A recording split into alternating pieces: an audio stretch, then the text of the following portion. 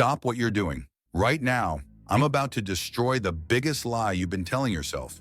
You think success is about talent, about luck, about having the right connections, or being born with special gifts. That's complete garbage. I've watched average people crush superstars. I've seen untalented individuals destroy so-called prodigies. And every single time, it comes down to one thing: work capacity. Not working hard, not working smart. Working with a capacity that makes others question if you're even human. While you're sitting there, someone with half your talent is putting in twice your effort. They're building calluses while you're building excuses. They're not special. They don't have secret formulas or magical genetics. They just refuse to stop when everyone else does. But you've been programmed to believe there's some invisible ceiling, some limit to how much you can push, some boundary between reasonable effort and obsessive behavior. That programming is keeping you average. Before we get into how to build this capacity, hit that subscribe button and turn on notifications. You don't want to miss the strategies that separate champions from everyone else. The person who's going to take your spot, your promotion, your dream life, they've already deleted that programming. They've already decided that too much doesn't exist in their vocabulary. Now, work capacity doesn't mean grinding yourself into the ground. This is about systematically expanding what you're capable of handling. Most people operate at about 30% of their actual capacity. They hit their first wave of resistance and think they found their limit. Wrong. Your first feeling of fatigue isn't your limit, it's your warm-up. Your initial urge to quit isn't a stop sign, it's a checkpoint. Think about Navy SEALs in Hell Week. When their bodies are screaming to quit, when their minds are begging for relief, they're actually just getting started. The training doesn't begin until they want to quit. That's where your real capacity lives. In the space between I want to stop and I actually stop. Most people never explore that space. They feel the discomfort and immediately retreat to their comfort zone. But capacity expands only when you consistently operate beyond your current limits. Every time you push past that initial resistance, you're literally rewiring your brain to handle more. You're teaching your nervous system that survival doesn't depend on comfort. Preparation is where most people lose. They think outworking others means showing up and grinding harder in the moment. That's amateur thinking. Real work begins before anyone's watching. While they're sleeping, you're studying their weaknesses. While they're relaxing, you're drilling your fundamentals. While they're complaining about the competition, you're analyzing their patterns.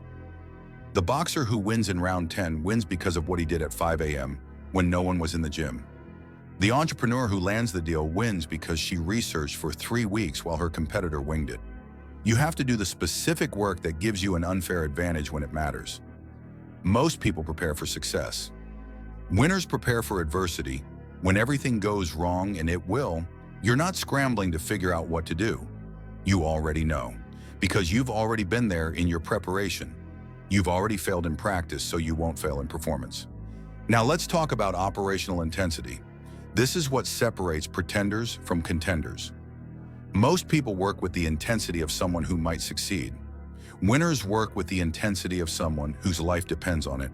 When you're studying, you're not just reading, you're consuming information like your future depends on understanding every detail. When you're practicing, you're not just going through motions. Every repetition is performed like it's being judged by the person who controls your destiny. This intensity creates a compound effect. Every hour of intense work is worth 3 hours of casual effort. But intensity requires recovery. You can't maintain maximum output 24/7. The key is knowing when to sprint and when to jog. Sprint during your power hours, sprint when the stakes are highest, sprint when everyone else is coasting. Jog during recovery periods, but never stop moving. The moment you stop completely, momentum dies. The moment momentum dies, you're back to fighting inertia instead of riding it. Consistency is the multiplier that turns effort into dominance. One great workout doesn't build a physique. One late night doesn't build a business. One intense study session doesn't create expertise. But 365 days of moderate effort beats 50 days of perfect effort every single time. Day 1, your effort produces minimal results. Day 100, that same effort produces exponential results because it's building on everything that came before. Most people quit before they reach the compound phase. They put in effort for a few weeks, don't see dramatic results, and conclude they're not cut out for success. They don't understand that success has a delay mechanism. The work you do today pays off 3 months from now.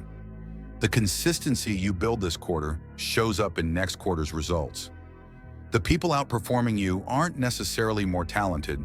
They just started their consistency earlier and maintained it longer. Consistency also builds trust with yourself. Every day you show up as promised, you're proving to your brain that you're serious. Every day you break the pattern, you're teaching yourself that your commitments are negotiable. Your brain learns to take you seriously when your actions consistently match your words. You can destroy the competition with strategic overdelivery. When someone expects 100%, you deliver 130%, not occasionally, systematically. This creates an unfair advantage through consistent excellence. When you consistently exceed expectations, people stop comparing you to the standard. You become the standard. Your boss stops wondering if you'll handle the project correctly. They start wondering how much better you'll make it than they originally imagined. Your clients stop shopping around for alternatives. They start referring others to you because they know you're in a different category. But you can't exceed expectations in every area simultaneously without burning out. Choose the areas that matter most to your goals and over-deliver there consistently. Meet expectations everywhere else. This creates a reputation for excellence in the areas that count while maintaining reliability across the board. The physical work is just the surface. The real battle happens in your head. You need to condition your mind to find fuel in what drains others. When others see obstacles, you see training equipment. When others see setbacks, you see setup for comebacks. When others see long hours, you see investment periods. This mental conditioning doesn't happen automatically. You have to actively reframe every challenge as an opportunity to separate yourself from the pack. The moment you catch yourself complaining about how hard something is, you flip the script. This is exactly why most people won't do it. This is my advantage. Mental conditioning also means controlling your internal dialogue during difficult moments.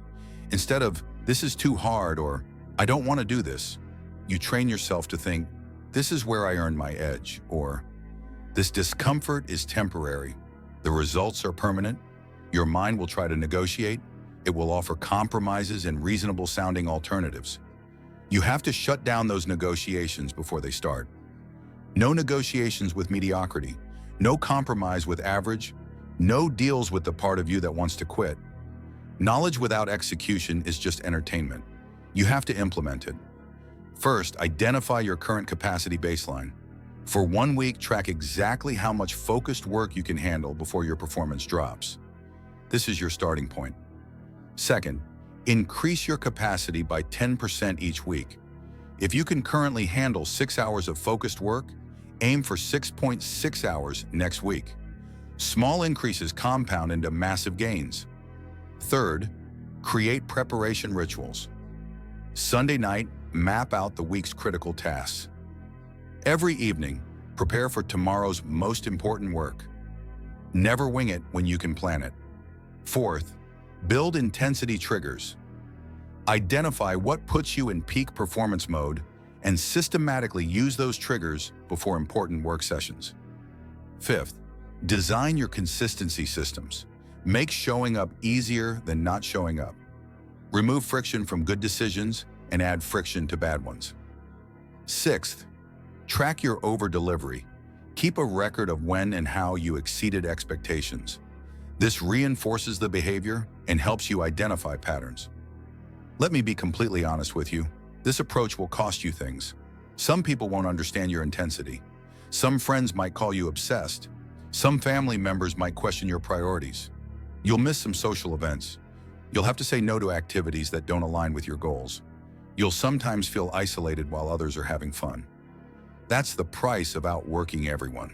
But what you get in return is respect, results, opportunities, the satisfaction of knowing you gave everything you had, the confidence that comes from pushing past every excuse and every limitation.